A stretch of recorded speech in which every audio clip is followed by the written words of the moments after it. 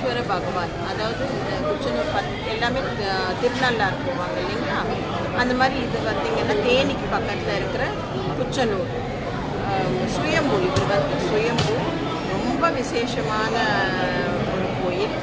நான் 20 இயர்ஸாக வரேன், பட் நடுவில் ஒரு 5 இயர்ஸாக வரல. இப்போ மறுபடியும் வந்திருக்கேன். ரொம்ப இன்றைக்கி பயங்கர க்ரௌடு, சனிக்கிழமை ரொம்ப விசேஷமாக இருக்கும், பயங்கர க்ரௌடு.